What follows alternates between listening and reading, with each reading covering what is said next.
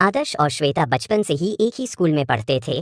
पहली क्लास से लेकर छठी तक दोनों रोज एक ही बेंच में ही नहीं बल्कि एक ही दुनिया में रहते थे। आदर्श के लिए स्कूल का मतलब सिर्फ पढ़ाई नहीं था।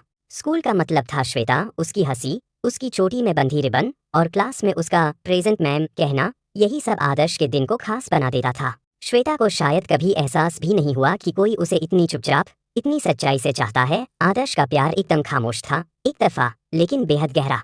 फिर एक दिन छठी क्लास के बाद सब बदल गया। श्वेता ने दूसरे स्कूल में एडमिशन ले लिया था। जिस दिन उसने आखिरी बार उस स्कूल की यूनिफॉर्म पहनी थी, उस दिन आदर्श ने पहली बार महसूस किया कि दिल भी दर्द करता है। वो उसे रोक नहीं सका, बस दूर से देखता रह गया।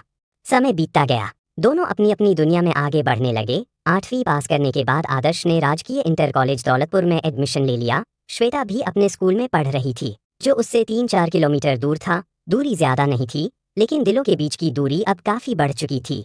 फिर एक दिन सोशल मीडिया ने उन्हें फिर से जोड़ दिया। इंस्टाग्राम पर दोनों एक दूसरे को फॉलो करने लगे। कभी श्वेता कोई रील भेजती, कभी आदर्श। छोटी छोटी चैट, हंसते हुए इमोजी, पुरानी यादों की बातें। आदर्श को लगने लगा कि शायद उसकी अधूरी कहानी फिर से शुरू हो रही है, लेकिन शायद किस्मत को कुछ और मंजूर था। एक शाम आदर्श ने जैसे ही इंस्टाग्राम खोला, उसका दिल धड़कना भूल गया। श्वेता ने उसे ब्लॉक कर दिया था। वो स्क्रीन को बार बार रिफ्रेश करता रहा। शायद कोई गलती हो, शायद नेटवर्क की समस्या हो, लेकिन नहीं, सच्चाई साफ थी। अब वो उसकी दुनिया से पूरी तरह बाहर था। उस रात आदर्श ने पहली बार खुलकर रोया। उसे समझ नहीं आया कि उसकी गलती क्या थी। उसने तो कभी अपने दिल की बात भी नहीं कही थी, फिर भी उसे सजा मिल गई। लेकिन मोहब्बत अगर सच्ची हो तो वो रास्ते ढूंढ ही लेती है। ब्लॉक होने के बाद भी आदर्श किसी दोस्त की आईडी से उसकी तस्वीरें देख लेता, उसकी स्टोरी चुपचाप देखता। जब भी वो मुस्कुराती हुई फोटो डालती, आदर्श स्क्रीन को छूकर बस इतना कहता, खुश रहना।